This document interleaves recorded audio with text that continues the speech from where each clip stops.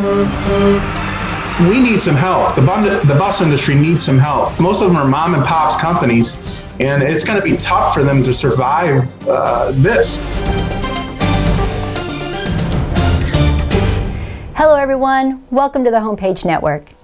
Today we have Jamie Morrill of JGM Coach here with us to talk about his motor coach business and an event that he will be participating in May 13th. Jamie, thank you for being here. Thanks for having me. How did JGM Coach come about? Well, it's a long story. I'll try to narrow it down a little bit.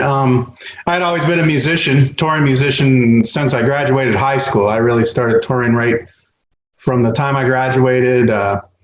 And I got into it where I bought a bus in my mid-20s and we converted it into a bus for a band. And it just kind of progressed from there. And I just started making contacts with music managers, tour managers, and I just kept getting more work. I had 2 buses and I had more work than I had the amount of buses, right? So just one bus led into another. And then my brother got involved more, and one of my shop manager also is involved. Between us, I own 12 of the buses, my brother owns 3, and my shop manager owns 1. So we have 16 coaches in our fleet. Because of COVID-19, you had to think outside the realm of what motor coaches were supposed to be used for. And several weeks ago, put together a demonstration video for FEMA and medical clinics, things like that. What was the demonstration for? Well, we were just trying to, I could sit here and tell you what we want to do with it, but we felt like let's actually set it up in a parking lot. Let's get a bus down there and let's set up the tents. Let's set up the barricades. Let's set up, let's put some cars in lines and make it look like you see on TV periodically or on the internet where they're doing testing for COVID. And we thought, you hear all these stories, they're having such a hard time getting testing done. And we're like, look, if we could get a staff on the bus and do what we're showing you in this video, we could hit multiple locations in a day. We could pull into a parking lot that tells us this is where we're going to have testing. It's set up in an hour and we're testing people, move on to the next location. And like I said, we've had a lot of positive feedback on it. It's starting a whole new venture. And we were just hoping we could help in the cause, right? Exactly. And a lot of people are having to do that. They're having to repurpose or rethink their businesses. So let's clear this up. The clinic was only used as a backdrop to show that a motor coach of that size could be used in an area of that size as a mobile testing facility. There were no patients tested there. Right, Jamie? Correct. There was definitely no patients. We were just lucky enough to have the opportunity to do our filming there in that parking lot. Correct. Well, Jamie, what is happening on May 13th? Well, what's happening is it's called Rolling for Awareness, and I'll try to touch on a few topics. Basically, I think we feel the motor coach industry, which is about we figure 3,000 companies and over 100,000 employees in the motor coach industry. We felt, if you watch the news and that, you always hear our government officials talking about the airlines, the cruise industry. Right. You never hear them talk about the bus industry.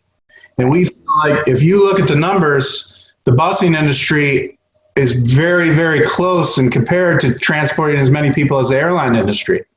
And what you have is a lot of these, out of these 3,000 companies, there's a lot of mom and pops. Most of them are mom and pops companies, and it's going to be tough for them to survive this. I mean, so we're getting ready to go to DC. This started about 2.5 weeks ago, 3 weeks, that this rally is going to be called. It's called Rolling for Awareness. We're leaving here the morning of the 13th to go to Washington, D.C. We're taking 4 of our coaches down. And along with Benedict's bus service here in Wellsboro, they're taking 3 of their buses down. Mm-hmm. So it's pretty impressive, I think, from a small community, Wellsboro, taking 7 buses of this. So what they thought was going to be 300 buses initially, that's how many they wanted to come. It went from 300 last week. Then they sent out an email that's saying there's going to be 500. Then the email come out today there's going to be over 800 buses going to Washington, D.C. for this rally. We're going to do a lap around the White House. And I think what we're trying to say is that we need some help. The bus industry needs some help, because for me as an entertainer coach company, I don't have seated coaches. I have entertainer coaches. We carry mostly like all the concerts you go to, sporting events. We carry sporting teams, hockey teams, basketball teams. Wow. And then if you take seated coaches, I mean, a lot of times when there's a disaster relief, like for wildfires, we're there. When there's floods, we're there. When there's hurricanes, I've done hurricane relief before where we've had to send buses to sit down in New Orleans to help house people. I mean, so the bus industry in a whole, we just feel like we've been forgotten. And I think people really realize if we lose a lot of these companies due to COVID, there's going to be a lot of people, it's going to affect a lot of people. Right, right. Well, I'm so excited that you're able to do this, and I'm so thankful that you're here sharing with us today. Thank you so much for coming on. Well, I really appreciate you having us, and anytime, let me know. I'll do another one if you want to. Absolutely. Well, thank you, Jamie, again, and thank you for watching the Homepage Network. The Mansfield Laurel Health Center is now accepting patients in the state-of-the-art Susquehanna Health Medical Plaza at Mansfield. In the same facility, Susquehanna Health is offering physical and aquatic therapy, imaging, laboratory, cardiology, and sports medicine services. For more than 40 years, our 6 Laurel Health Centers have provided high-quality, compassionate care to the residents of Tioga County, offering family-based primary care services, obstetrics, pediatrics, preventive screenings, and diabetes education, as well as outpatient counseling and therapy services. Our passion is to provide comprehensive health care to all who need it with dignity and respect.